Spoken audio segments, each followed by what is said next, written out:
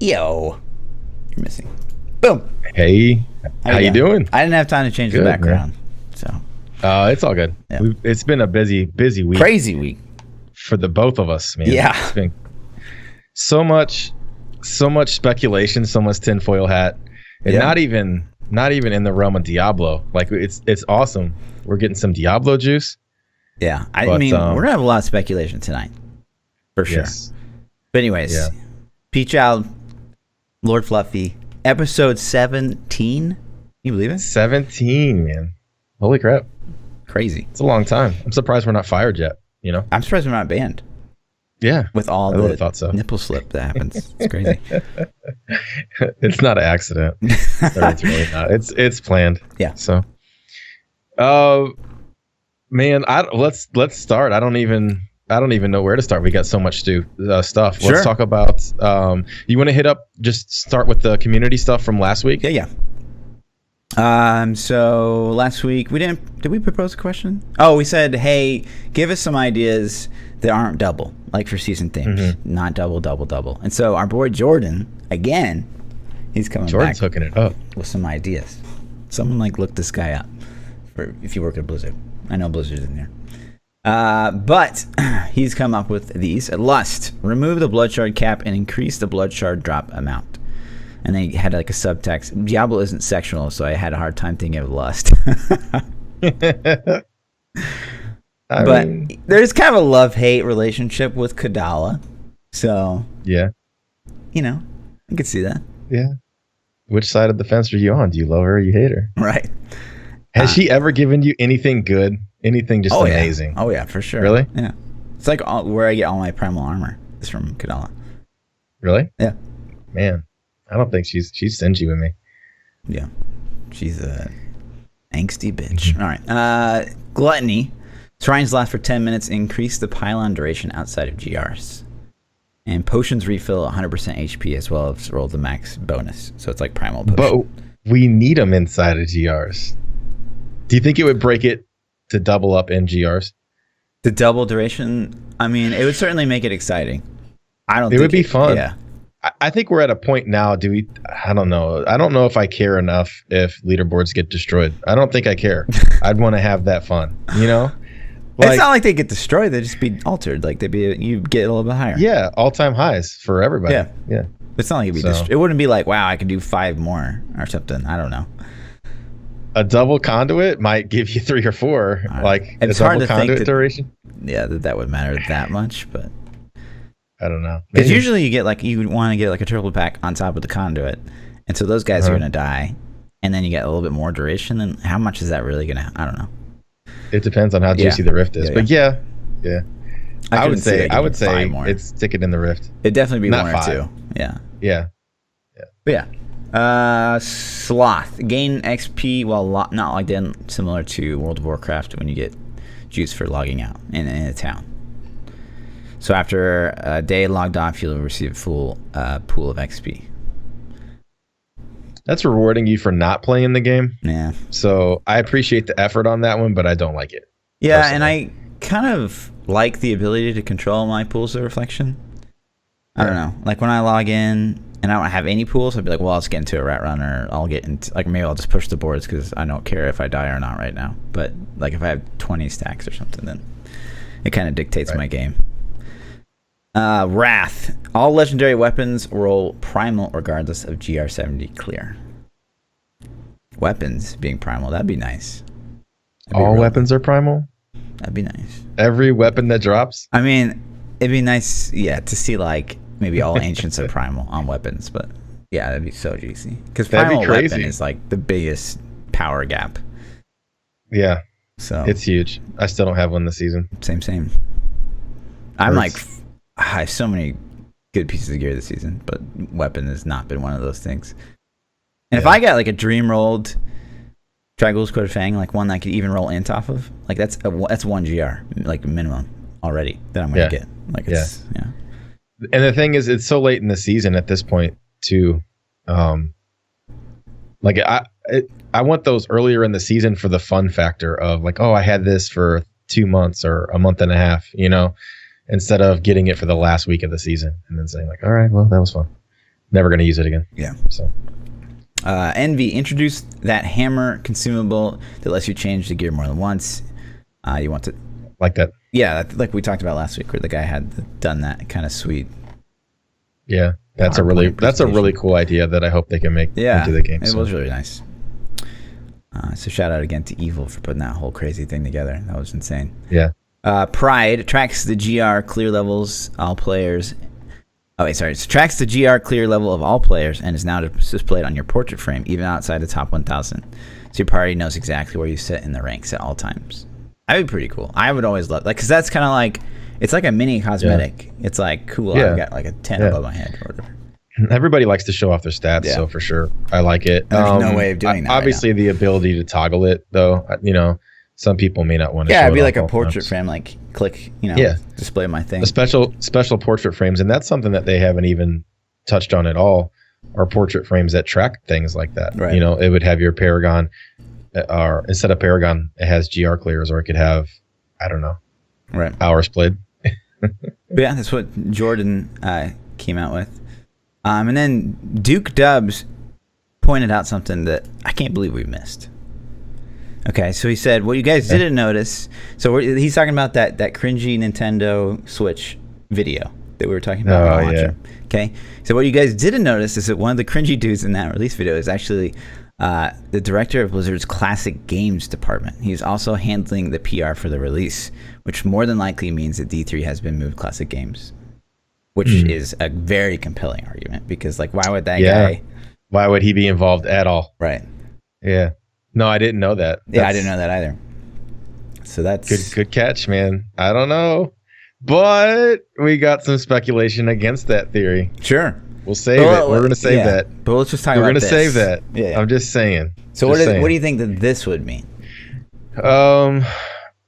Yeah, I mean, that's hard to argue. If you got the director of Classic Games promoting game, he's like one of the faces of Blizzard, so it could be just like who was available. Maybe that he's was like hard. We talked about last week that felt like very rushed, and like maybe it leaked, and so they had to get that video out. Who's available today? Right. I forget his name already. John's in the office. Go grab him. Sure. I don't know, man. I don't think that they're going to officially ever announce it's a classic game or are on maintenance status. Sure. While they just ported it to Switch. It's not going to happen. So even though it might unofficially be that, they're never going to say it. So I think, like I said, I was saying this last week, I think that them releasing it on Switch has increased the chances of us getting D3 content significantly. I think we're almost locked in to get a Druid class or an expansion. I think there's going to be some future content we're going to get for D3. Right on. I think so. So, to me, this means two very different things. One of two scenarios. One is it like the Classic Games department is kind of like where games go to die, which would be just bad. Or the Classic Games department is going to be like, cool. Now we're getting kind of a still relevant game. We're getting something we can actually work on and maintain. And so maybe even, let's just say in the perfect world, like some of them, maybe they watch the podcast and they hear all the balance suggestions we make, power creep every set to 120, stuff like that. Like that's something that even someone who doesn't really know the code base could do, because it's literally just number changing, right? Here's something that you got to think about too, though. What if they've hard capped Greater Rifts at 150? What if it's in the engine? That's all it's programmed up to, right? Sure. If they keep power creeping us, we're going to hit that cap. People are already hitting that cap. Sure. So not the majority of people, they're not close yet. But if they keep creeping us up, that, a live team or a support team may not have the skill set to fix those things. I don't. I think this is kind of the same thing, because it's like, if I'm a software engineer in real life. So to me, that the power creep that we're talking about to push everything to 128, so that's literally just a number change. Wherever that information stored just needs to be changed. It was the same thing with like a GR cap. So like 150, that means like we'll just throw out some numbers like, GR mob or GR bosses have like 2 million health modifier. But that increases at a very static amount every GR level. So it's just like adding Yeah, in if they the coded it caps that way, past. if they built the engine in a smart way, and they foresaw this, Even if they built it many years ago, in an unintelligent way, that'd still be a pretty easy fix. Think so? Yeah. Okay. I mean, I'm down. I'm down for more stuff. I think power creep would be awesome, and I agree with you. And I'd have to say, if the classic games team is anything other than just like let's host download links for people to get the games, then this is their most relevant project they've ever had, and hopefully they can get excited about it and say we have something to shine with. Sure. You know, because of all the classic games, like, and we've talked about this before too, it's like, you know, Diablo 3, it's not the most amazing graphics you've ever seen, but it definitely has the bandwidth to survive for at least another like 5 years, just based on how it looks alone. Yeah. So just as long as the content and gameplay's behind it, you know. It supports 4K, which is the future, and I don't know if that could scale up to 8 when that becomes a thing, but sure. 4K may not even be mainstream still in 5 years. And you know, so the game's still relevant, super relevant graphically. I agree with that 100%. So yeah, I'm excited to see if, you know, maybe they would be interested in doing something with the game. But yeah, moving on to the actual juicy speculation. So Gamescom was last week, right? Yes. And we were kind of hoping that we would see like a big announcement at Gamescom, because they have done big announcements at Gamescom in the past. However, go ahead. I think the Switch was supposed to be their big announcement. You think? I think it got leaked early. I really do. I think that was their thing. But and we know, as like these long-time Diablo players, it's so hard for us to even fathom how the Switch could be a big announcement. Just so much new blood. I mean, they can hype up whatever they want to be a big announcement. I think that was a bigger announcement that they had planned, and I obviously hoped for more, but we didn't get it. You know. But yeah, little things that came with that is like Jesse Rocks, who's a pretty big EU Diablo streamer. SVR. We all found out that SVR does in fact have a face last week, which was pretty cool. But he's sitting on the couch. Jesse Rocks is sitting on the couch with one of the Diablo devs, and he says two very, very interesting things, and we're gonna play those real quick. It's a little quiet, but.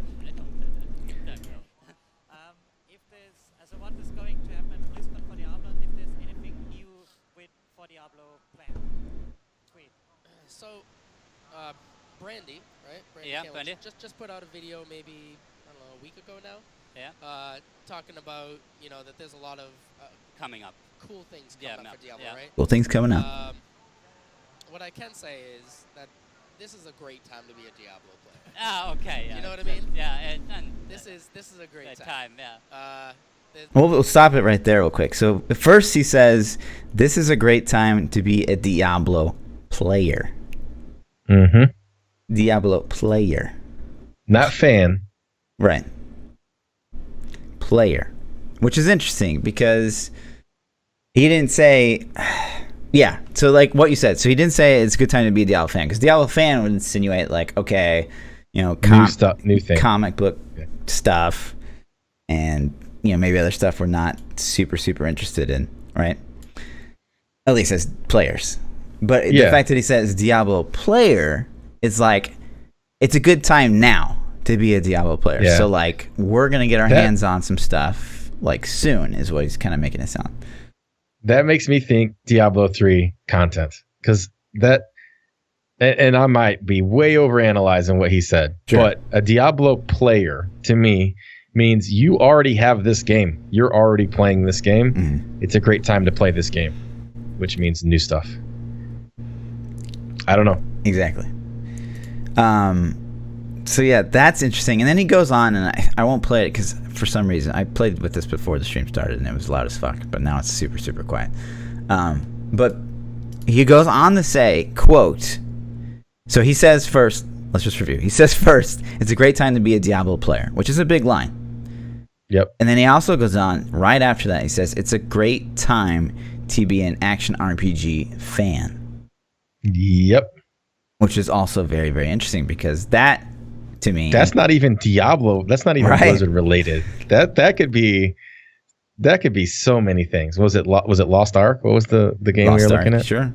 I don't think that he'd be talking about that. I think that this I don't think so either. Like a Diablo 4. like as you wouldn't say it's a good time to be a Diablo player if they're going to announce Diablo 4 that's coming in the future, like late 2019, late 2020. Because that's not like, it's not really a great time to be a Diablo player if it's so far down the road. It kind of sucks to be. If you're a Diablo fan, it's great news. So this kind of to me, it locks in what we just talked about, where like maybe we're actually still going to get a big chunk of content for Diablo 3 because it's a good time to be a Diablo player.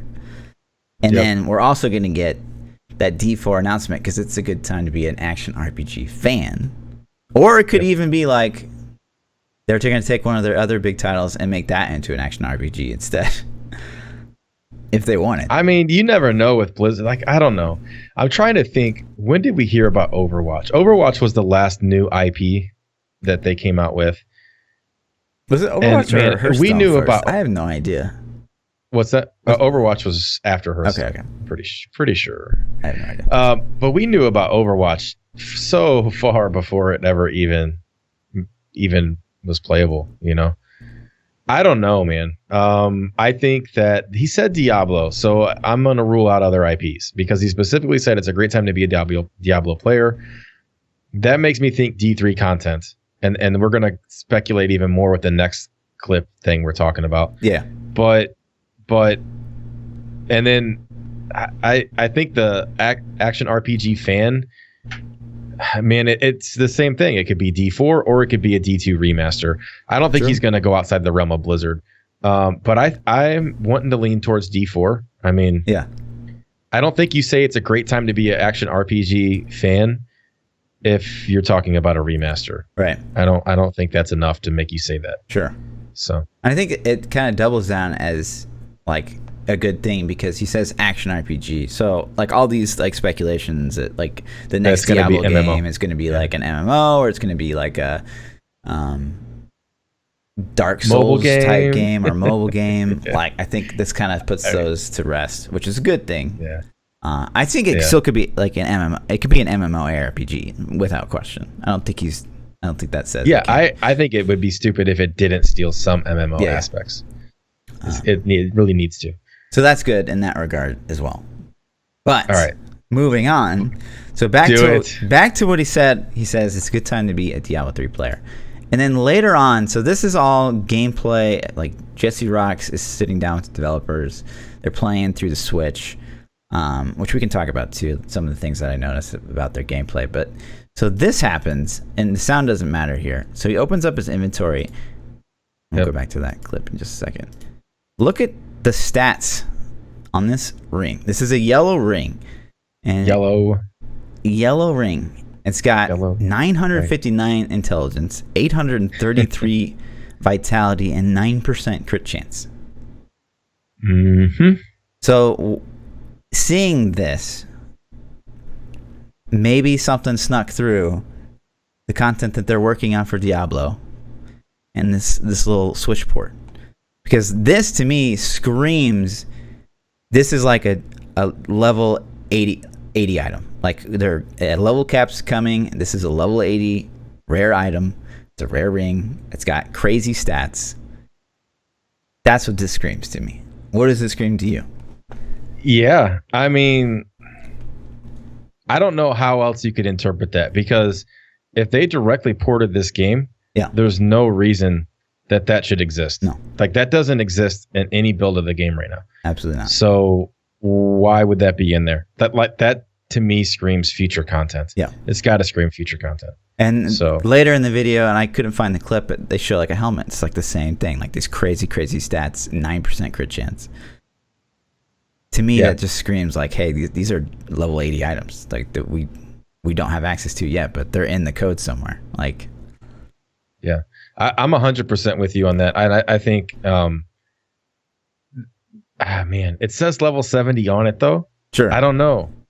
So it's so hard to say, but that ring shouldn't exist. No. So either Diablo is going to get some more content on Switch, or something's different for some reason. I don't know. I think it's more content. I think there's something in there, something snuck through. Yeah, has to. That's what I'm thinking. It just seems too too weird. It's too weird. What do we got? What do we got max stats now on a ring?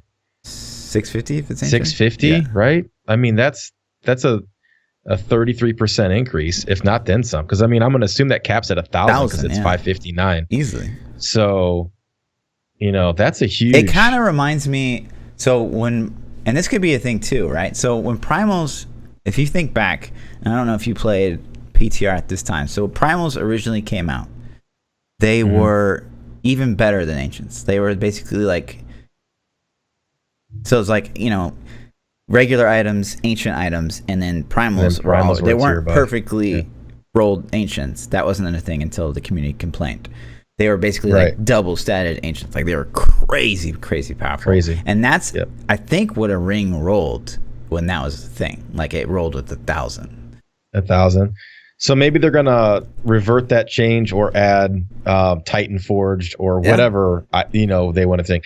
I think Titan Forged items would be cool, and I think adding the primals and like Titan Forged and things like that adds another carrot to chase, and I'm okay with that. Like I like those kind of things. I think if they added the Titan Forged, they need to make primals a little bit more common. So okay. But Titan Forge is like if something drops in WoW, it has a chance to like be better. How is that different from ancient? So then now we're saying like so primals are ancients, and so then a Titan Forge would be an ancient. Yeah, well, if we're talking WoW terms, WoW can drop like Warforged, which is ancient. Sure. And then it can drop Titan Forged, which is kind of like primal. The same thing. Okay. But a little bit better. Like a Titan Forge is even more juiced than a Warforged. So it'd be like, a tier above ancient. Because a primal, you can still get an ancient that's a primal. I mean, it can roll perfect. Never going to happen, but it could, I guess, theoretically happen. But yeah, the Titan Forged in my mind, or I don't care what they call it, but would just be up. Like the minimum is going to be better than a primal. And the maximum could be significantly better than a primal. And it's just more power creep, and it's more carrots to chase. Sure. But that's good stuff. I don't see why that would ever be a bad thing. The only thing I could see it being a bad thing is like weapons, because like that's that one person that gets the Titan Forge weapon and everybody else doesn't. That's insane. Insane. But that goes back to the system where there needs to be ways to target these items. Yeah. Or when you get one to fix it. Sure. You know what I mean? So hopefully, I got Primal Fighter's Wrath this season, but it was garbage. I couldn't use it. Right. And I got a Primal Furnace last season, early in the season, but it was garbage. I couldn't use it. Sure. So there should be ways to fix it. And that's probably on my bucket list of things to change. I think that getting crappy primals is one of the highest things on there. Because I think it feels, I've literally been more depressed after getting a primal than I was before I got it. Yeah. And I don't think that feeling should ever happen in the game. Sure.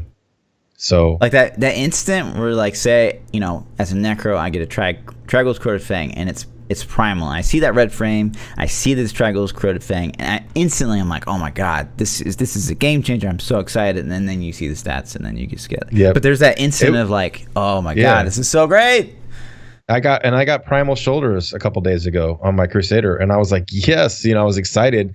And then I start looking at them, and I'm like, these are worse than the ancients I got on. I can't even wear them, Right. So I think like this Titan Forge or whatever you want to call it, it could work, but it would only work if they implement a system where you could like the hammer thing that we looked at last week, where you could reforge additional stats, or maybe the Titan Forge is a different item, that it's a primal that you can reroll multiple stats. I mean, there's so many ways to fix that primal system and make it better, and that's just ultimately I think that hammer item's the best deal. I think that would be, or add a cube combination that lets you re-roll the primal and it stays primal. Yeah, I mean, it could be ridiculous. Like you have to throw in, like I don't know, primal dust or another primal to sacrifice. 10 Ramali's gifts and shit like that. Yeah, like 10. Yeah, I mean, it could be stupid expensive, but it, let us chase that. Absolute amazing upgrade for your character. Like it'd be something you save towards. It'd be great. Yeah. Yeah. Maybe you only do it once or twice a season, but you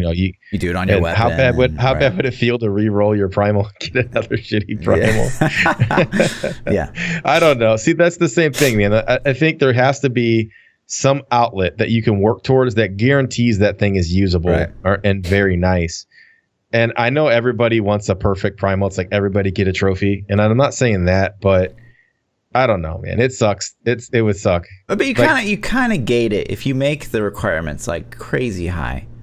Not like unattainable high, but like the higher you gate it, you know, the more it's just not going to be like every noob's going to have it, right? 10 top tier gems of every color, because that's a lot of work in the brand new season in itself. And then, you know, a couple, you know, 5 cubes. Sure. I mean, how long does it take to get 5 cubes? It might take you 4 weeks just to get that. I would like to see like the science. Okay, so you take your average player, like how many from all these gifts are they getting a season? How many paragons are they getting a season? And then make it so that like one of those guys could probably get it like halfway through their season. And then whatever that is, that's the requirement. You know what I mean? Yep. Or 3/4. Yeah. I mean, your average, if you took your average. Right. So that'd be interesting. Yep.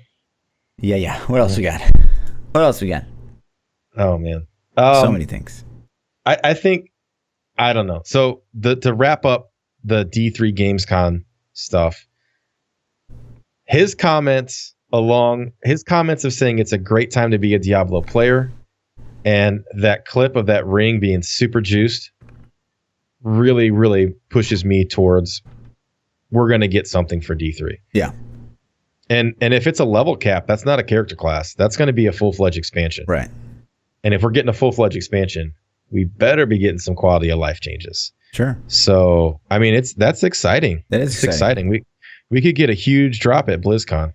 Right. And so a lot of people would argue like, okay, well, why would we get like a Necro pack and then now they're going to do another expansion? Why would the Necro have just been an expansion? And it could be because, you know, it wasn't finished. Maybe it wasn't finished, sure, but I don't think that they expected maybe to make a good amount of money on the Necro pack, and maybe they did a lot better than what they thought. And so they're like, well, there's actually money to be made in this game. So now they're juicing up for an expansion. I think that's a very viable story of what could have gone down. It's possible. And it also is release timing too. Release timing plays so much of a factor in all these things. Sure. If they know that D4 is, you know, 2020, and they released the Necro expansion, like not the character class, but the entire expansion in 2017, we got 3 years. Like the hype train's going to die down. So if they can just release the character class, milk that for all it's worth, then release the expansion, milk that for all it's worth, and then start building that hype leading into D4. Yeah. I think from a marketing standpoint, it makes sense. And then not only that, they had BFA dropping this year, which was huge.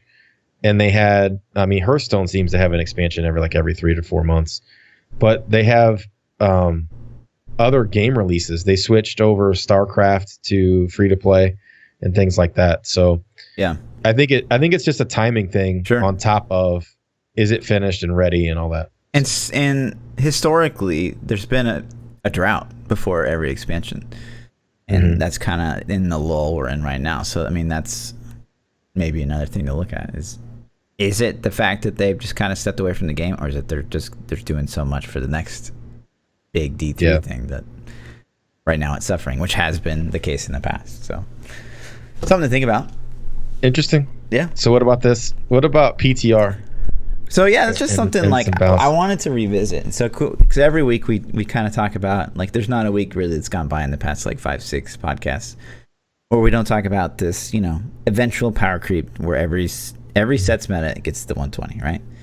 And you know, looking back on that, and we were talking about it in stream a couple weeks ago, is like, well, one of the things they really need to do to be able to hit that mark is balance PTR, because PTR, the 2.6.1 was really, really exciting, and like everyone got on PTR to try out these like crazy balance changes. But you know, they copy like a non-season character, and maybe you get like 6K Paragon, and you're doing way higher than you probably would be doing. Yeah.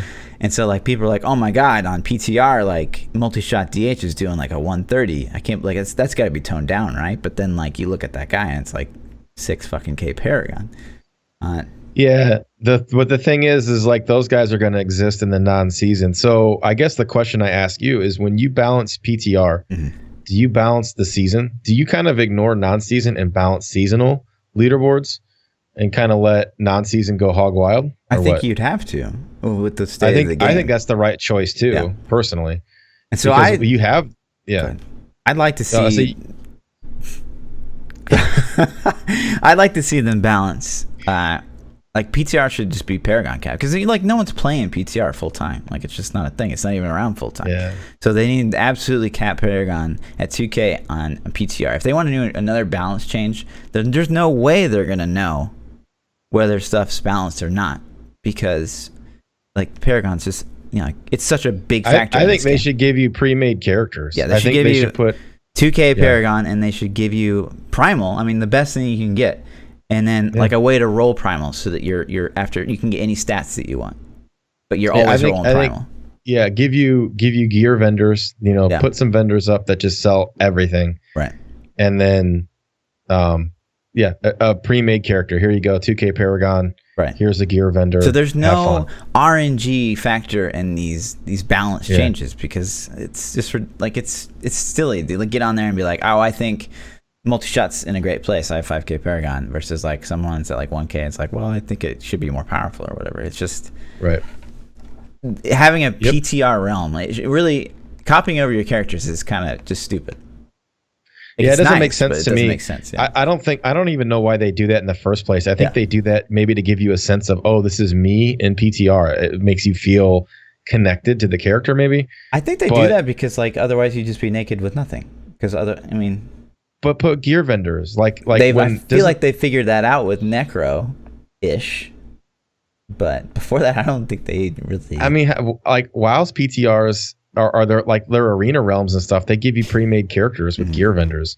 Like, it's not like this is a new concept. But yeah, I'm with you. I think copying your character is stupid because it doesn't serve the purpose. And then, what if I want to play something I don't have leveled up? Right. Like what? Let's just say I hate Witch Doctor. And I go to play one, and I have to copy mine over and level them up. That's stupid. Like, that wastes all my time. I'm not going to do it. Right. So absolutely. But that kind of falls in line with like another kind of interesting subject. Like, do you think the Blizzard teams like really communicate that well with each other? Like, so say like the WoW team, do they really talk and share ideas with watch and the pay WoW attention? team? Don't you think? I don't know. Like, you think they live in their own little world so much that they don't pay any attention to the other games? Maybe, and maybe there's a lot of like competition, like screw that idea, it wasn't mine. Yeah, maybe. I don't know. Maybe. I mean, there's a lot. Ego is a problem for a lot of people, especially in the engineering field. Like with engineers in particular, man, it's like the second you meet people, as engineers in particular, at a new job, it's like. It's this weird, like, oh, I want you to know that I'm smarter than you. It's like, it's so annoying to be a software engineer. Goes into IT too all the time. It's like, oh, you do that this way's so much better. Right. It's like we're both getting the job done. Like, that's cool. You got a good idea. I like it, but slow down a little bit. I don't know, man. I would think that they're one big family, and I think if they could borrow ideas, because it's kind of hard to rip off. Like, if Diablo steals something from World of Warcraft, it's not really stealing in a sense. That's like you stealing a pair of your brother's shorts, right? Like, your brother's going to be like, hey, dude, that's not cool. But it's not like a stranger steals a pair of your brother's shorts. You know what I mean? Mm-hmm. So I think they can get away with it. I think a lot of companies walk that line of like, well, man, if we do that, we're straight ripping off World of Warcraft, or we're ripping off Overwatch, or maybe Blizzard's guilty too. So, but maybe that was the thing in the past. Like, so obviously, I feel like they're probably communicating more now, because I mean, you look at WoW, they've adopted so many Diablo systems, whether or not it's pound for pound exactly the same, but it kind of is. And now you look at maybe the PTR for the Necro was great, because like you could just roll Necro gear, and like maybe the WoW guys were like, hey, dude, you got to put a vendor in there or something, right?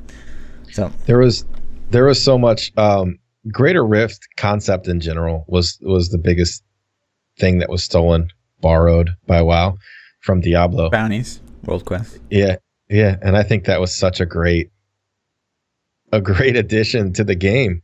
I think that was game changing for them to steal that. Yeah. And so this kind of reverts back to what we were talking about earlier about it being a good time to be an ARPG fan. I think it goes both ways though. Like WoW stole some Diablo stuff, and it wasn't like WoW is an action RPG now. Right. It's still WoW. Sure. Or Diablo can do the same thing and steal some of those WoW concepts and be like, it would take Diablo to another level, and people are going to lose their shit. They're going to be like, oh my God, this is so amazing.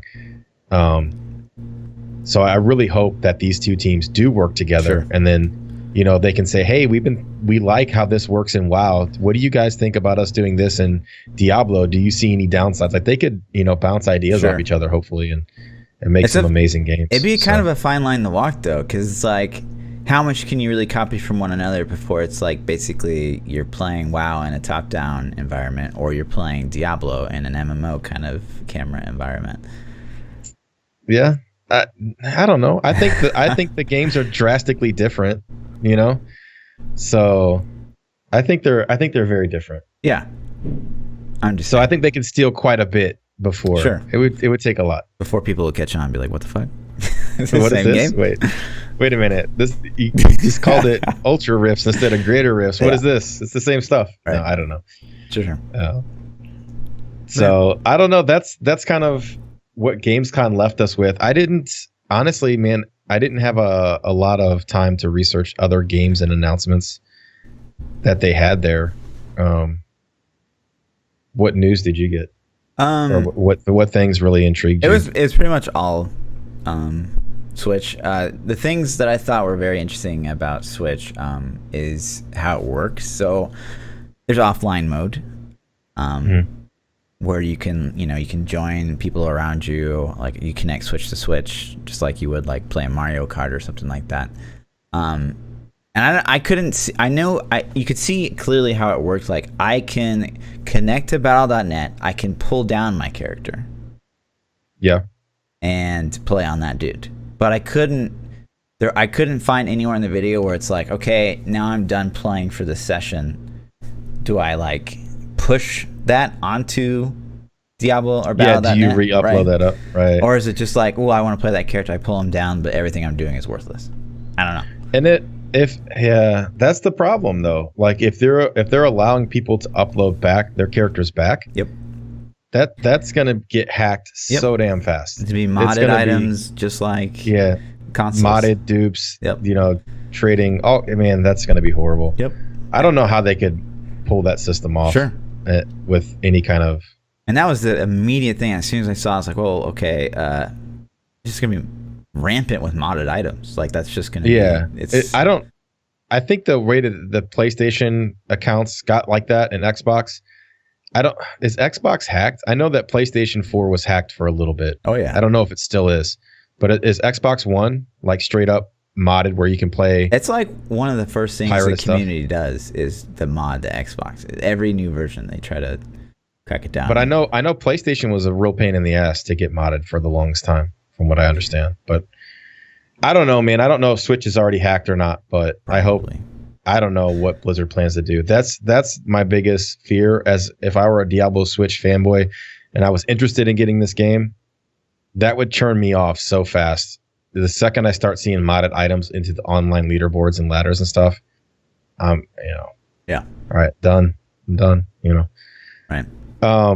The something that I saw that happened recently is Netherlands and Belgium declared that loot boxes in video games is gambling, and Blizzard instantly I don't know if they were forced or if they chose to, but they removed loot boxes in Netherlands and Belgium in all of their games. So there are no more loot boxes in any Blizzard game in those two countries. I specifically read Blizzard, and it was talking about Overwatch. And Hearthstone might have fallen into that too somehow with those little card packs. I don't know, but for sure Overwatch, and that's huge to me. This is the start of the end of loot boxes. I think this shit is finally going away. And although Overwatch was the one game I felt did it in a very fair manner, so it kind of sucks that they're the ones that are getting hit. Well, how do you feel like Overwatch did it in a fair manner? Overwatch gave you the currency from playing the game to earn and buy whatever skin you specifically wanted to target. Yeah. And so every item was purchasable. Nothing was locked behind dollar bills. Like everything was purchasable. Purchasable with the in-game currency, and you could target the items you wanted, and you could earn the loot boxes by playing the game. Right. So if you wanted to get things faster, you could pay money, but if you didn't, you could eventually get whatever you wanted as long as you play. That what you're describing right there, and maybe they did it well, but that is like that's what EA did, and people blew up about. Because when like the Star Wars game came out, right? It was different though. What EA did was they locked characters behind loot boxes, right? And you couldn't play things. So like Overwatch had skins. So okay, I see what you're saying. Yeah, it's just skins. Overwatch had no power behind a loot box, right? So gotcha. And that's kind of, and it's such a small line that differentiates between this is done properly and this is greedy. And like, and another example is I'm a big Destiny fan, and Destiny put loot boxes in their game too, and most of it was done where you could buy the items if you earn the currency, but they had a system where the items rotated and you could only buy them if they were on sale that week, kind of like a Fortnite style deal. So if you didn't have the currency that week, you couldn't earn enough that week to get it, and then it rotated out, and then you were screwed. You couldn't buy it again. So that was kind of back in ever. Maybe someday, but maybe never. You know. So it put this urgency on you to like, man, I really have to spend some dollars to get this if I really want to target this item.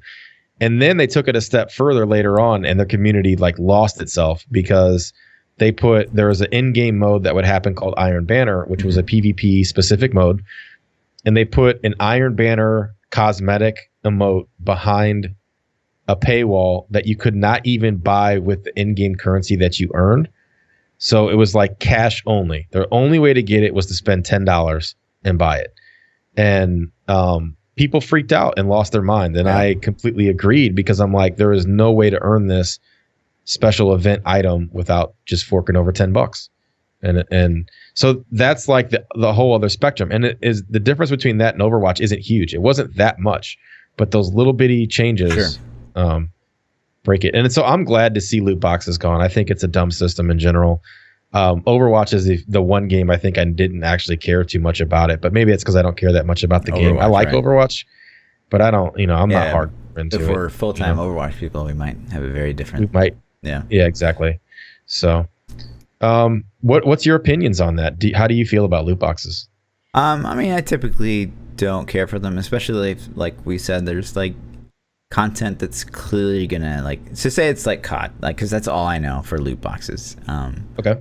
Where like a gun variation is gated behind a loot box that it's clearly gonna win me more gunfights. I think I hate that, and that's been what COD's done. COD does a lot. that, right? Yeah, COD's done that a lot. So they've actually put power in their loot boxes. Yes, it sounds like in the future they're steering away from that. They're going to make it like just cosmetic stuff. But I think there is, because sometimes like an item or a gun in Call of Duty can come with like better iron sights. And if you don't have to put a sight on your gun, that's like a point you can spend elsewhere in your spec, if you will. So it still makes a difference, because this iron sight's really good. It's still kind of a power creep. It's still some power creep. Yeah. I mean, it has to 100% be cosmetic to even be justifiable to me. A skin is all it should be. Yeah, a skin, just like, and the thing about it that even takes it to the next level is Fortnite doesn't sell power, and their game is free. They're selling skins. That's true. And then like Destiny costs $60, and then you're paying for all those expansions. Like, you have, by the time the next Destiny expansion launches, which is next Tuesday, you're going to have, $120 invested in the game without even the skins taken to mind. And then they're going to sell pay money only skins and things that you can't get. And if they threw power creep in that too, or power in those items, then I would lose my mind. Right. So I can't imagine how COD gets away with that. I really don't see, Because they're kind of like one of the first ones to get on the whole loot box system, like back in. Yeah. I don't even know Advanced Warfare. I forget, but it sucks. I mean, it sucked for a long time. They're getting better over time, but like they still make bad decisions all the time. But what system is going to come to replace loot boxes? That's the question. Like I think what these Fortnite's guys doing is fine. Like scale the skins you rotate out everything with V-Bucks. Yeah, no boxes. Yeah, no boxes. And it goes back to that same fear of, is this going to ever show up again? Sure. That forces a lot of people to buy things in Fortnite. It's like, oh man, this is only here for 48 hours. I gotta get it, or 24. So yeah, they might. But I mean, what we don't consider, and I'm sure we do consider, but like, so Fortnite's audience is just massive, so they can get away with a system like that. I don't know, like if Diablo 3.1 comes out and they've got a cosmetic store, how much money are they making with items on a rotate? I don't know. I don't know. Yeah, I don't know if they could have rotating items, so to say, but they could definitely have a cosmetic store. And I know for a fact I would not be upset at all if it was cosmetic only, absolutely zero power. We're talking portrait frames, wings, maybe some special dye. You know what I mean? Spell effects that look different. Yeah. Yeah. Like maybe. Yeah, exactly. Maybe you could sell another character, a wizard, that looks completely different than the other two, So cool. Yeah. I'm down. Yep. I would support it. I would buy it. And I don't think it would hurt the game at all. Sure. Would people be pissed? Yes. I'm sure people would be pissed, but I'd be down. Yep. Something really, really bad happened. Yeah, man. A couple days ago. This is crazy. So I actually found out from your tweet. I saw you tweeted about it. And then I was like, what's he talking about? And I Googled it. I don't know all the details, but apparently in Jacksonville, Florida, there was a Madden tournament. Yep. And basically, so a guy had lost, and he had a gun in his possession, and I just went on a shooting tear.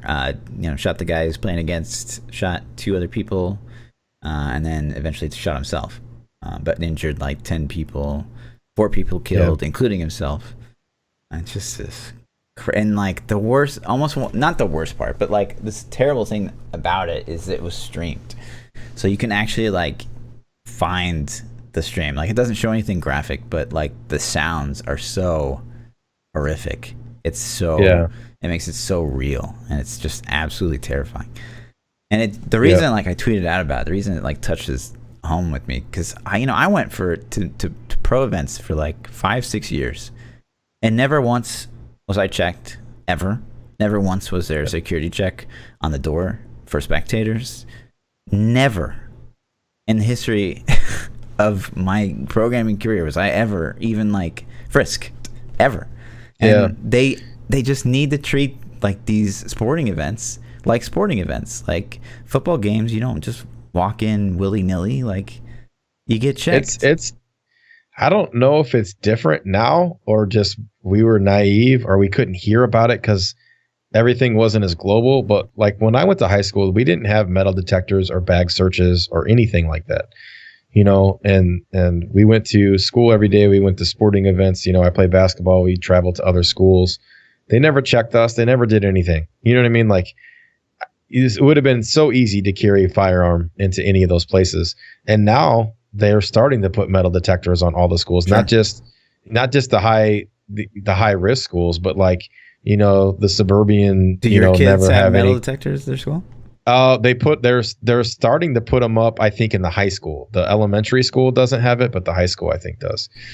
And it's man, it's just sad to me, dude, to like have to go through a metal detector every day. What's more sad is like it takes something like this to happen to be reactive instead of proactive. Like there's no reason, esports could have been doing this stuff for years and years. Take the cue from actual sporting events to frisk some people and to put in metal detectors to swipe people before they come in. Like there's just no reason. Yeah, it's crazy. And then it's gonna be a thing. Regardless of what side of the fence you're on about gun laws and this and that, it's not a debate that I ever want to get into with anybody. But it's like there is a problem with mental health, because this is a mental health issue for sure, to be in that mind state the state of mind where you're going to do that. Like, and it seems to happen so much, man. I think it's dude, we gotta evaluate. We gotta help people. I think more people need to help people is how you fix the problem. Like, you know, this guy had to have had something going on in his life where there were signs, you know? So it sucks, dude. It sucks big time. And, you know, the media, it's, you know, there's always been this like, okay, video games cause violence kind of like just rhetoric out there that is stupid, right?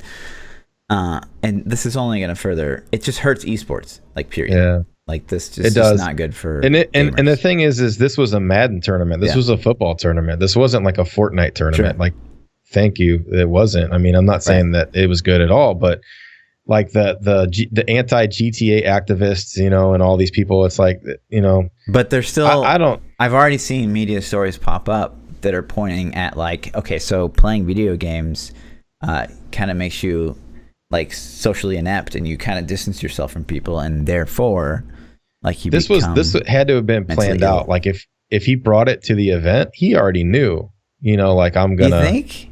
Because it could just been the guy's whack, and he keeps a gun on him, and then he just like he gets pissed. Lost, but he took his own life too. Yeah. Like, you know, like I don't know, man. I don't know either. That seems planned to me, but it's horrific and it sucks, and I feel bad for anybody that was lost somebody or hurt or injured in this deal, and hopefully it doesn't discourage people from going to more future events and people from hosting events. You know, sure. So. But I'm with you, dude. They need to at least check bags. Like, you need to be wanded down. It's just like when you go to a professional sporting event. You go to a baseball game, they're going to wand you. Right.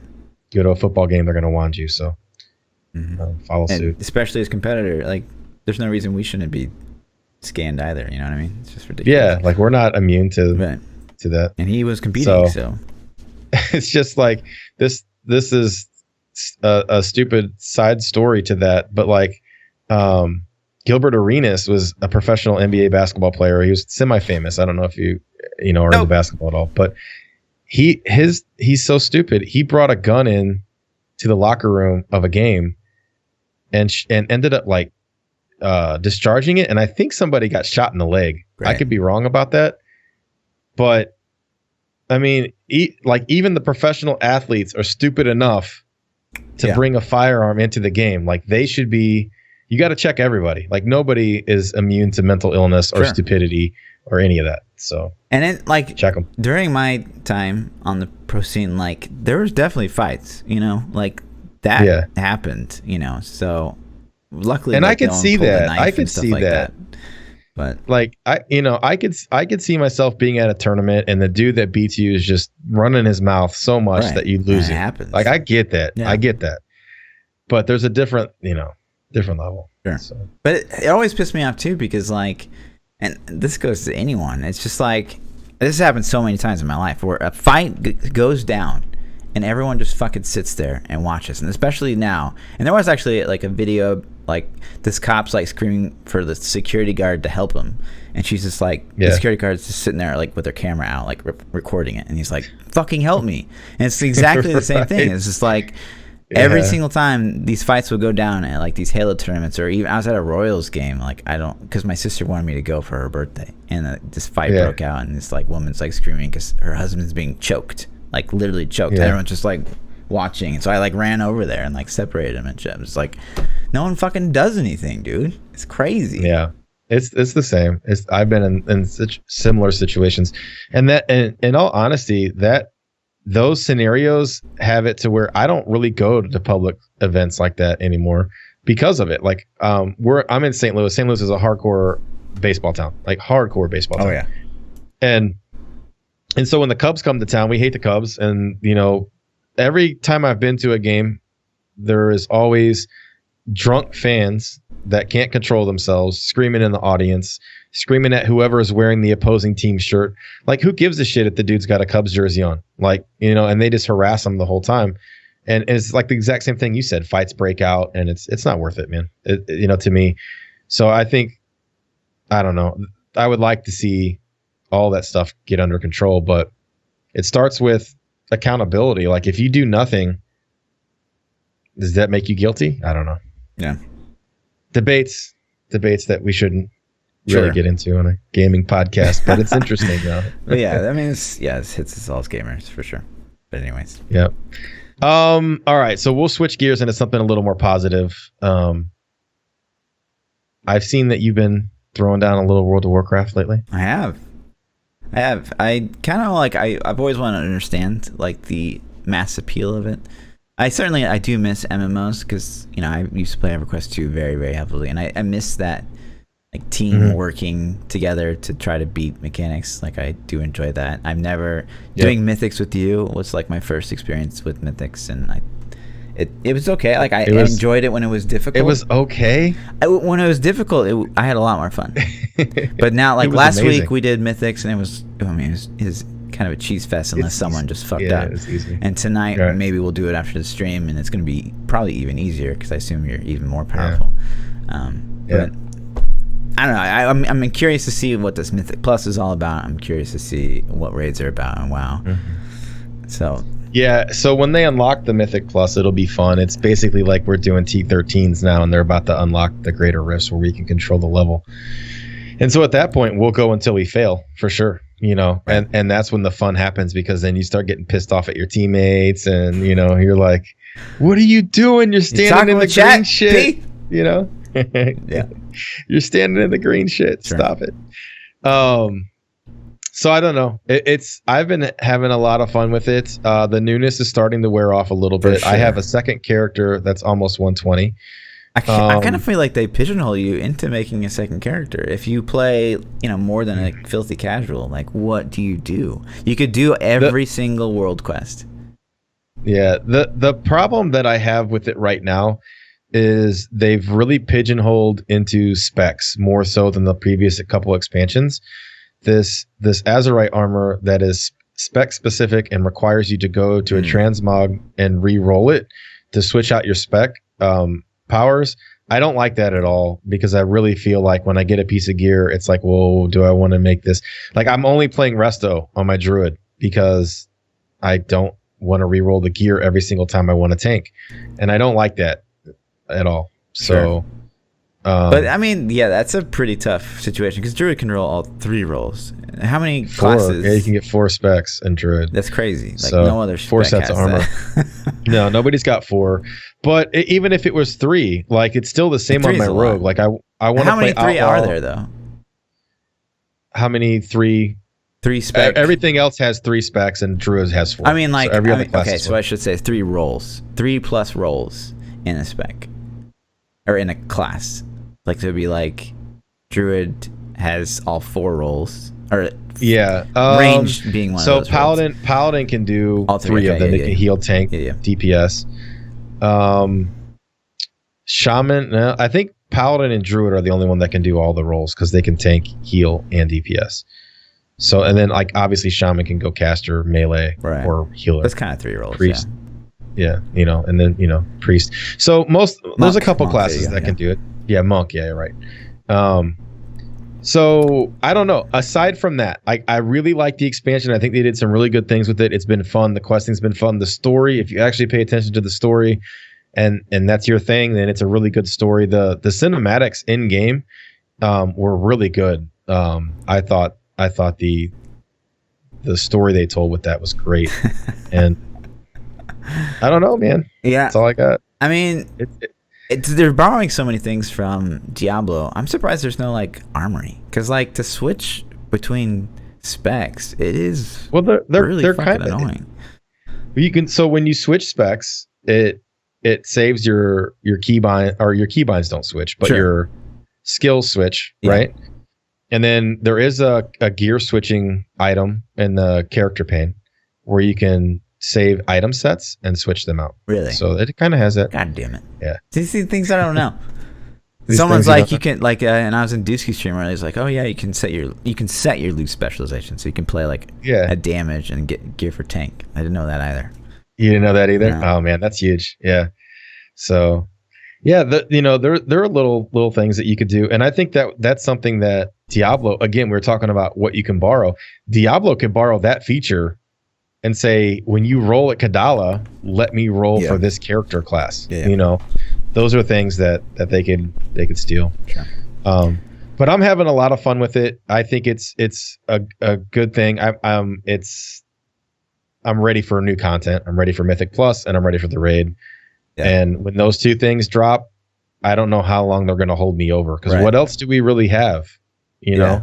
And that's what I'm actually kind of still playing and curious about, because like I want to know what is going to happen after that. Like, is it really cool? Like, just doing Mythic Plus and continuing to climb, is that really hold you over, or is it just like just something you get bored of? I don't know. We'll have to see on how big the draw is. Yeah. You know, there's no leaderboards in there. There's no, I mean, I guess there are. Are there? Well, I have no idea. With challenge, so I don't know if this is still in the game, and maybe somebody can tell us this, but back in Warlords of Draenor and Mist of Pandaria, they had challenge rifts, or challenge dungeons. And challenge dungeons were, everybody was set to a predetermined item level and stats and all this kind of stuff, and you had to go in and try to beat timers. And if you beat timers, they had bronze, silver, and gold. And the gold timers were relatively challenging to get. Like, you had to know the dungeon, know the tricks to skip trash, what trash to skip, you know, how to skip it, what not to skip. And on top of that, every realm had a leaderboard. So the faster you did the time, then they had a ranking on there. And if you were the rank 1, you got a special title. But if somebody beat your rank, you instantly lost your title. Like, your title would disappear off you right then. So it was a cool little feature. And I was into that a little bit in Mist of Pandaria, and I battled a couple other teams for a while. But they ended up pushing their time so crazy. It was like, that's all they did. That's all they did was push that one aspect. And that's cool, but I liked to play other things in that. So running the same dungeon for 6 months wasn't fun to me eventually. So I don't know, man. We'll see. We'll see what that holds. I'm excited for those for the new content. And then I'm a Destiny fan. We got the Destiny pre-patch hit today. We got the Destiny expansion hits next Tuesday.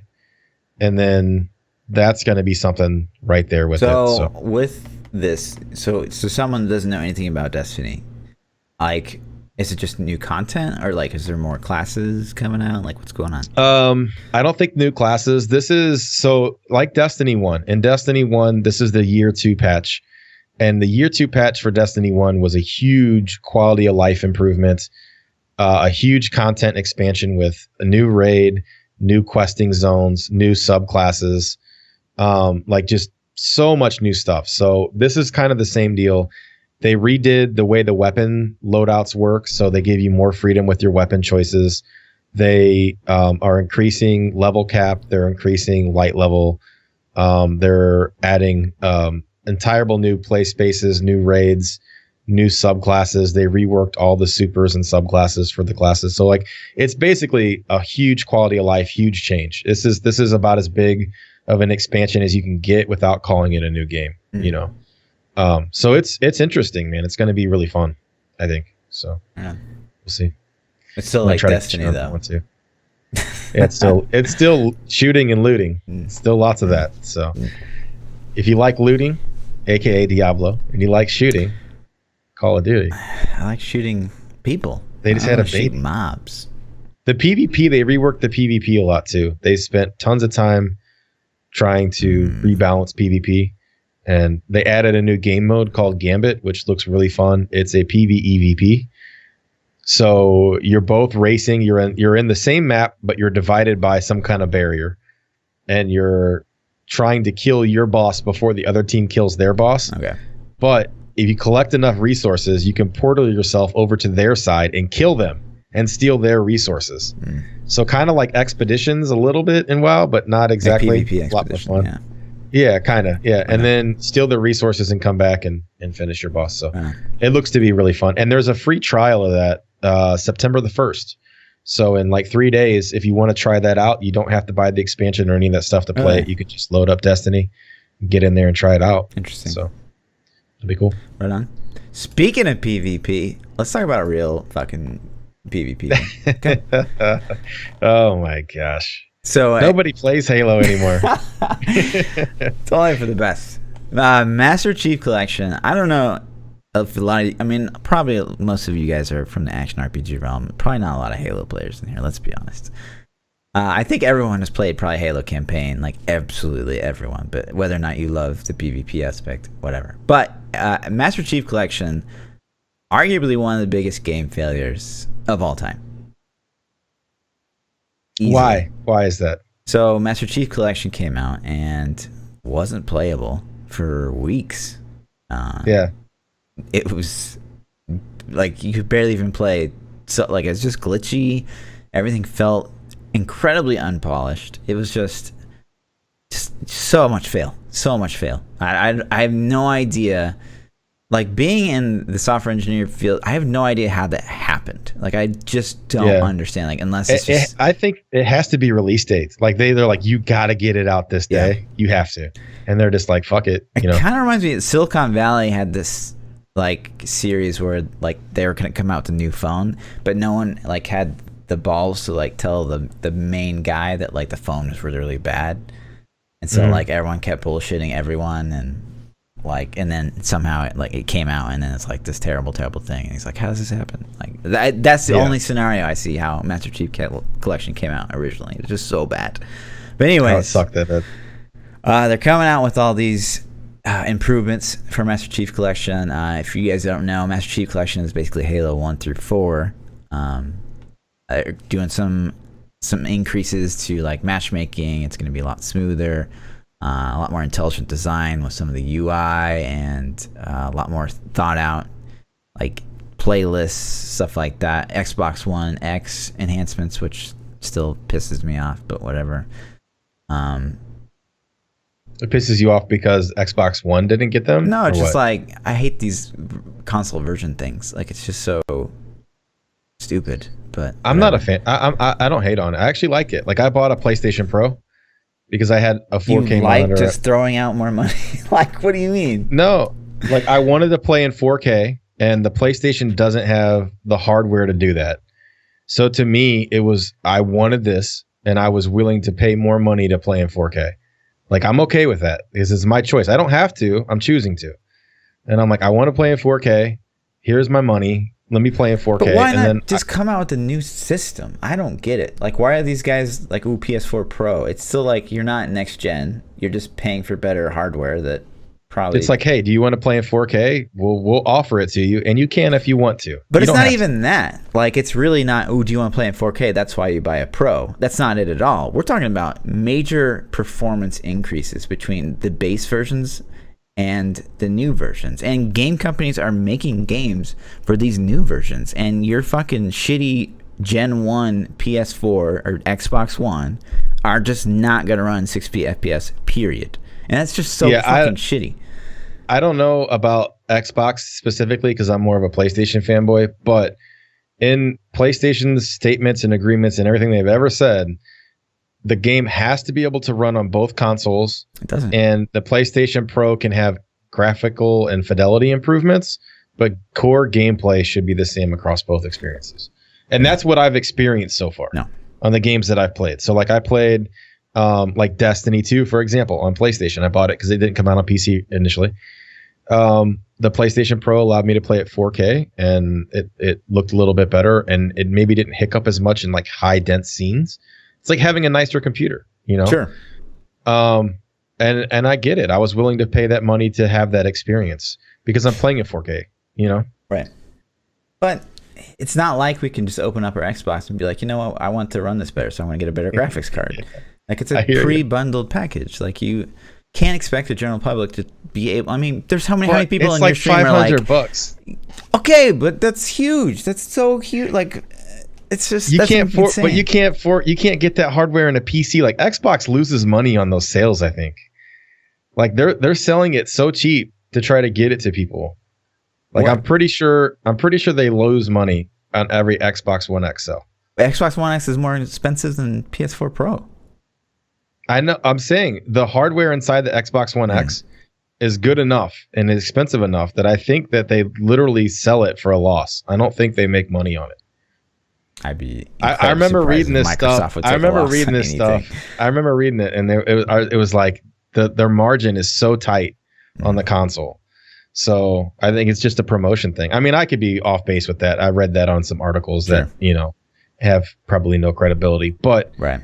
But I hear your argument, and as long as the game companies keep suit and say that it will design a game that can run on both systems, and then I'm okay with it, because nobody's forcing you to get rid of your Xbox for the X. Like it's your choice. They're already not, regardless of whether or not it's official or not. Like Black Ops 4 didn't run at 60 frames per second on a regular PlayStation, a regular Xbox. It just didn't. So it's just like, it's shitty because they can get away with it, apparently.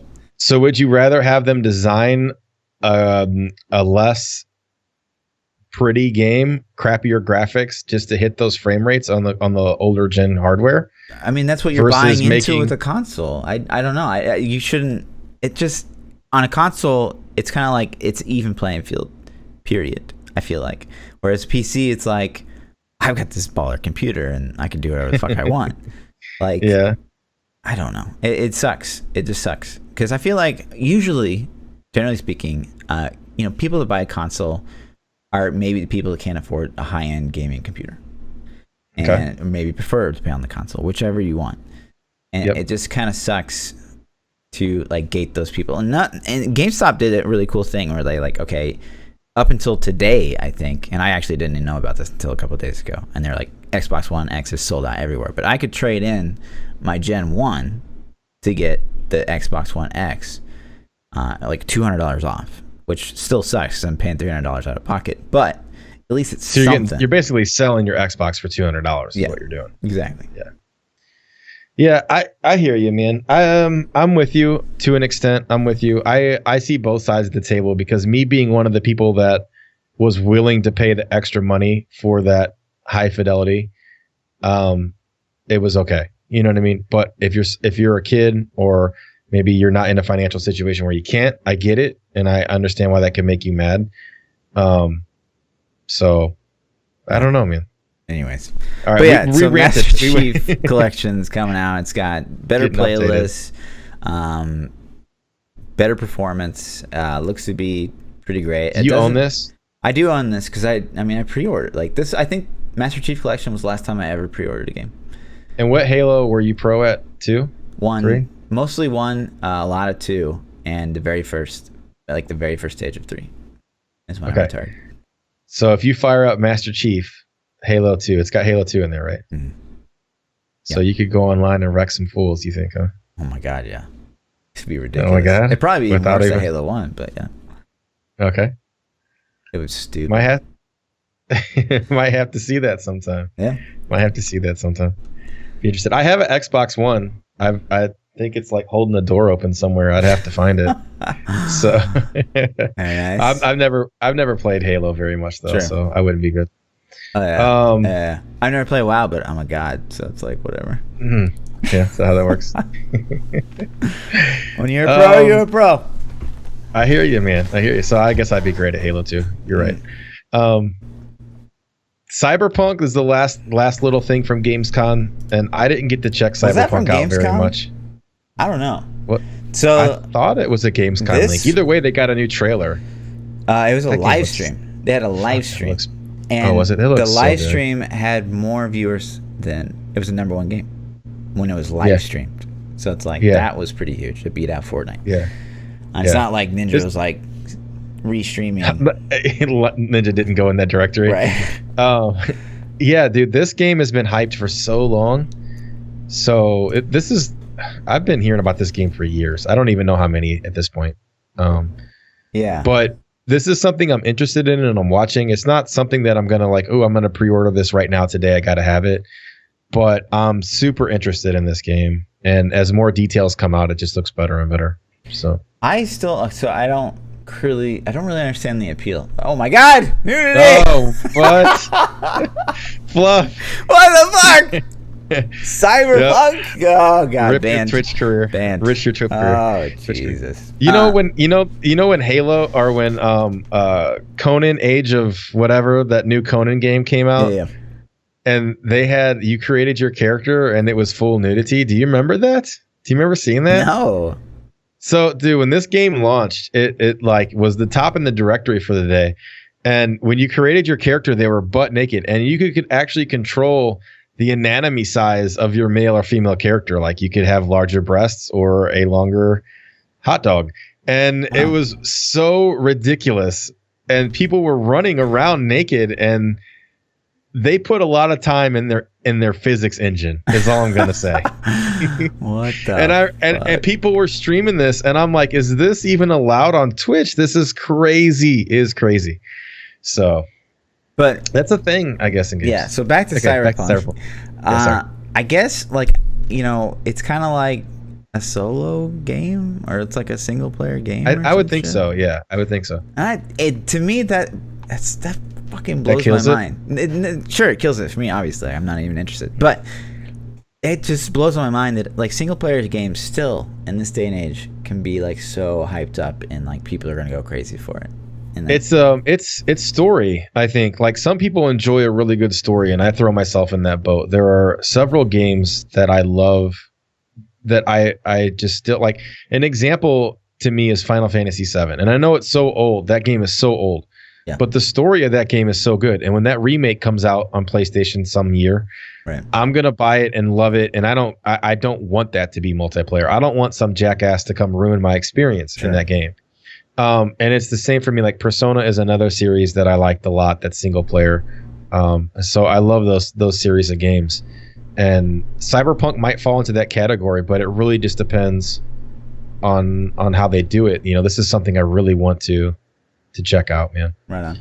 So, but I'm so you don't detached. get into the story stuff at all. Like you don't. I mean, like when you talk about Final Fantasy VII, like I think we're almost the same age, and so like you're a little older. Yeah, whatever. I mean, that game was huge. That game was like, that was the Fortnite of its time. Like it was huge. Yeah. And everybody talks. Yeah. But in this day and age, I guess I'm so detached from like story, because to me it's like I get annoyed when games make me watch cutscenes. I get annoyed when games force me to like play. Well, it has to be in the game though. Like Final Fantasy or World of Warcraft story it's okay, and I don't read the quest text. Like I tried that before. It's too much, Right. But I paid a little bit of attention to the BFA story. Like we went and saved a dude, and he took us to the jungle, and like I kind of followed it. But when you're playing a game like a Final Fantasy or, something to that scale, like that's what the game is. It's not about gameplay mechanics are a way to drive the story, but you're there to watch a movie that just happens to be a 60-hour movie where you're controlling the character. That's how I look at it. Sure. And I still enjoy those. But when you play a multiplayer game, what are you in it for? Like you play Diablo, but you play solo so much. So like, what's your drive for Diablo? It's pushing leaderboards. It's still a competitive aspect. It's like, so even when I'm playing solo, it's the leaderboard. It's the competitive aspect. Yeah, I'm playing solo, and it's not the most efficient way I could be playing, absolutely. But I'm gonna be way above people on leaderboards, like as a solo player. Like I'm obviously taking handicaps, and I'm still gonna beat you. So what's your motivation for like WoW, for example? Do you have any desire to PvP in World of Warcraft? Not really. I mean, I feel like in World of Warcraft, it's so hard to catch up kind of like with PvP, because there's so many classes, there's so many like abilities. It'd be a pretty big undertaking to like try to be a top dog in PvP at this point, I feel like. Yeah. I mean, so the goal is to be a top dog though. Like you couldn't be happy just going in there and wrecking some fools. Like you got to be elitist of the elite. Yeah. Yes. See, and I enjoy PvP in WoW. And I don't have aspirations to be a top dog because I don't want to spend that much time to learn the game or play the game. But I want to be good enough where I can go into a battleground and be leader of that battleground. Like I'm usually at the top echelon of the battlegrounds historically in my WoW career. So it's nice to get in those games and wreck the casuals, and I think that's fun. But then if a top tier player comes in, they're going to destroy me, Sure. But even in WoW, like those quests that like you have to like watch quest text, and like you literally can't advance the quest unless you sit there. It just drives me crazy. Please don't make me do story stuff. So all of your games are PvP oriented then, or some kind of competitive aspect. Yeah, it's not PvP in Diablo really. It's like it's competitive. It's player versus player. Right. I mean, it's competitive. Sorry, it's not PvP really. Yeah. I hear what you're saying. That's interesting. Yeah, I am the same way. I like the social aspect of games. I think the games I enjoy the most are games I get to play with people and have a good time with people. And then I enjoyed the story-based games for their story. Like I played Final Fantasy 15 and the story was good and it hooked me. In 3 days, I beat the whole game. Took me 30 hours exactly, I think. But that was a great 30 hours. But then it's done. I shelved it. Like I haven't played it since. I probably will never play it again. But I enjoyed that 30-hour story that it told me, you know? So, right. So Cyberpunk is going to be that, I hope. Maybe. Yeah. I mean, it looks like people were freaking out during the stream. Like people, like all the stuff that they were showing off, and like some of it is like pretty cool. Like it'd be cool to see this in like some of the COD games. And it looks like it's on PlayStation from the looks of it, but I've been trying to pay attention to see. Yeah. And like I saw X icon pop up, and it is looked there a like B button on PS4? There's no, it's B. So this is it had a Xbox B button right now. Okay, then it's Xbox. Rip the dream. All right, I'm sure I it'll don't be like this both. game. It's not like Xbox doesn't get No, I exclusives know. anymore. Are you talking about? I know. Right? Halo. They Yeah. should start putting those on PlayStation. They'd have more sales. They should start coming out with them every year like they do COD. Jesus. Anyways. Oh my god. Yeah, so that's kind of the wrap up that I got from Gamescom. Yeah. I didn't get to see info on really much else. The Blizzard stuff is what I was really looking for.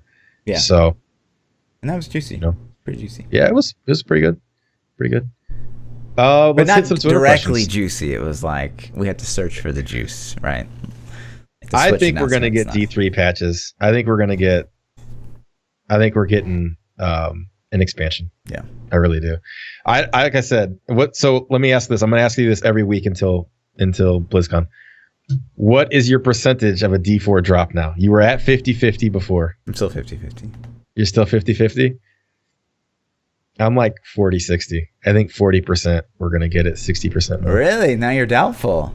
I'm Mr. doubtful. Like, oh, we're gonna get D4 2019. I told you as soon as they announced it on Switch, I completely flipped, man. Like Wow. as soon as I saw the Switch announcement, I'm thinking, what? It doesn't make sense to me. And we had that argument last week where it just doesn't make sense to me for them to announce it. Sure. So, we got a couple Twitter questions. Yeah. We're over time per usual, which is good, but we'll go through some. Kozer says, do you think the game is in a good state and that's why they haven't been changing much stuff? Do you think it's because people have finally been able to push over 140? No. Yeah. No and no. No and no. I don't think the 140 matters at all because those are a less than 1% of the population that does that. And of that percentage, I think people that are pushing the upper echelons is so riddled with botters right now that I don't think that they really consider that as like a state of the game or power level. Yeah. And I then don't really think the foreman, like how far the foreman can push dictates the game. I don't. Yeah. I would have to assume, like most game companies, they design the game for the majority of their money, and the majority of their money is the filthy casual that logs in 2 times a week, 3 times a week. That's going to be the biggest percentage of their audience, I would guess. Like they're going to have metrics, for sure, but I would think that they're going to target those people, and those people are still in the 70 to 100 range, would be my guess. Right. The state of the game, It's is it in a better state than it's ever been. And it was Yeah. the same shit that we say. Like, it's a step in the right direction, 261. We'd love to see more. It's not the swan song they should walk away from yet. If season 15 is the same as season 14, we officially have gone over a year with no balance changes, which is nutso. absolutely a crime, in my opinion. Yeah. Somebody should be going to jail for that because the game is so good. It's so good, man. There's so much potential. Like another Yeah. game, like an indie game, or like a not as big as Blizzard. It would kill This is a to AAA take title. Diablo 3, right? They Yeah. would love to take Diablo 3 under the belt and get under the hood, but Blizzard just can't be bothered. I mean, that's just crazy. Hopefully, that's not what's going on, but Yeah. Nightwolf says, what's your opinion on the new Xbox One S and X rent-to-own subscriptions that include Xbox Live Gold and Game Pass? $22 to $30 a month, according to Boogie. I don't really know much about this. Do you? So yeah, I think I couldn't really find a ton of information other than what Boogie had said or whatever. But basically, it sounds like like you get a cell phone in this day and age. Like you don't. You can pay for the cell phone up front, absolutely, but you can lease it and like put it into your cell phone plan and pay for it at a time. I mean, I think it's great. I mean, why wouldn't game companies try to do that? Yeah, I mean, more debt for the country. That's what everybody needs. Hell yeah. Buy shit you can't afford. That's the way the country works. It's obviously working for cell phones, so why not use it for I'm okay with it. I mean, the only people that are at risk there are the game companies themselves. So the people that are leasing the Xboxes are the ones that are going to take the risk. And that's probably not even going to be Microsoft. That's going to be third-party companies that handle the leases. So sure, why not, man? Yeah, I'm game. But it's like that would. You know what that would probably promote, though, is that was probably going to promote a system like cell phones where there's a new console generation every couple of years, like the PlayStation Pro. And then you're going to get like a PlayStation Super Pro and then Ultra Pro or whatever the hell every couple of years. New colors. And they're going to, and then they're going to, they're going to justify it because, you can just lease your PlayStation. And then they'll have like PlayStation Forever lease agreements where you just constantly get the new shit. And so, this could be a slippery slope to start going down. Sure. So the more I think about it, the more I'm like, well, I don't know. Yeah. That goes back to a conversation I think we had on a couple podcasts ago about Activision CEO saying that the next generation of consoles might potentially be the last generation of consoles. And with the subscription services, like PlayStation has one, I forget exactly what it's called, and Xbox I think has theirs now, but these companies are going to a subscription like Netflix where you pay them a couple dollars a month. They give you access to their whole library, and then you're using a lightweight remote desktop client to stream stream the games. And I don't think internet's there yet for that shit. Like, you got to factor in latency and people's connections across not even just the world, Sure. I don't like those models personally because it feels like I'm going to be subscription to death. You know what I mean? I'm going to have to pay for Ubisoft. I'm going to have to pay for Activision, and I'm going to have to pay for, whoever else, EA. And I'm going to have $40 in subscriptions every month when I don't buy $40 worth of games a month usually. So, yeah. That's. Yeah, I mean, I don't have anything to say about. Yeah.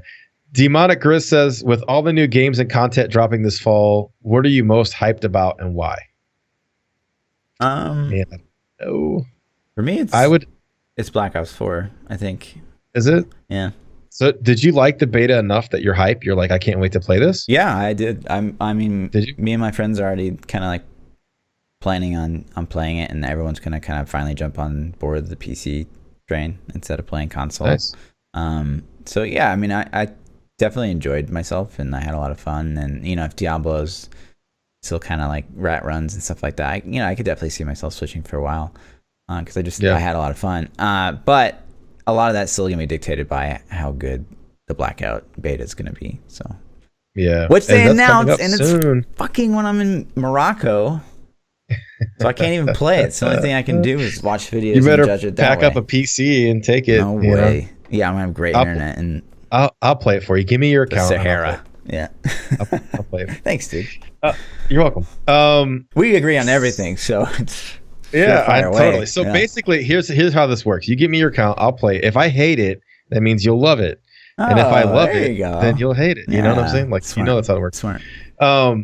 The games, man, I'm excited for a couple games. I'm super excited for Anthem. Like, Anthem is still this mystery to me that I'm not sure if it's going to be awesome or not.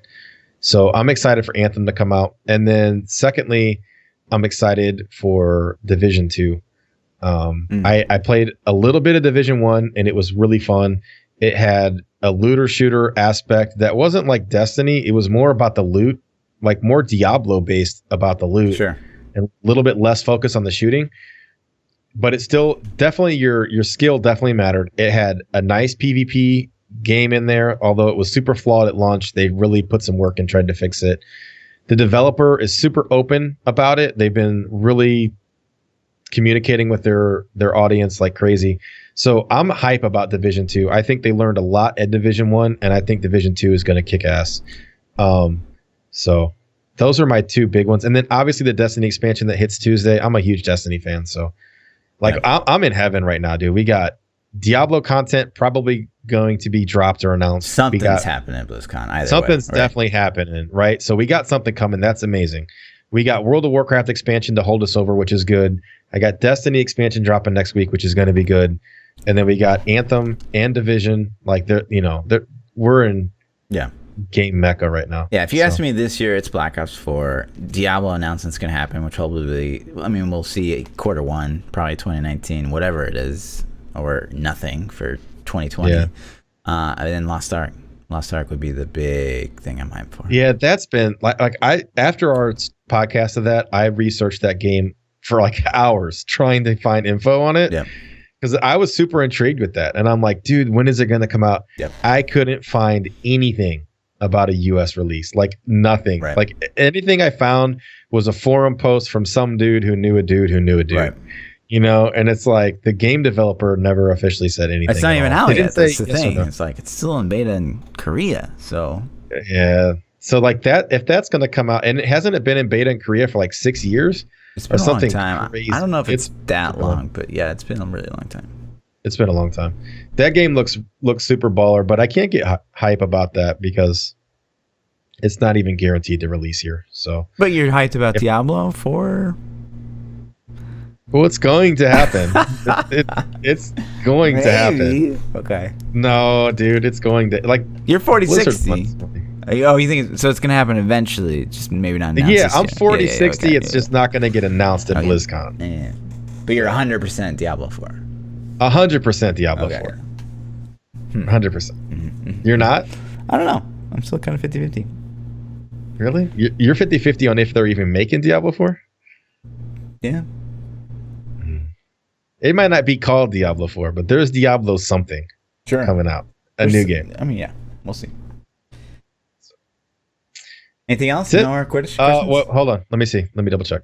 I closed the file because I pulled something else up. The last... Oh, one more question from Socially Awkward says, Lay's or Pringles? They're both potato. Are they both potato chips? Yeah. I don't. You don't know what Lay's I and hate Pringles potato are? chips. Oh my god. Pringles for sure. Lay's are knockoffs. Doritos? Yeah. Just regular straight up? No, just like any kind of, like, I'm just not a potato chip guy. I don't like potato Cool chips. Ranch or regular? Have you ever had sweet and spicy chili Doritos? Those are the bomb. Really? Oh my god. I'm not a huge potato chip fan either, but I do like Pringles. Yeah. So I had a terrible experience. Like, that's probably a story for another time, but chips scare me sometimes. Oh really? Yeah. We get into choked on the chip. All right, we'll get this story someday. Yeah. All right, man. We didn't also talk about our bet. I didn't forget about that bet. Did you We're think gonna of make something? a bet. Or do you need another week to think about it? I forgot what it was, honestly.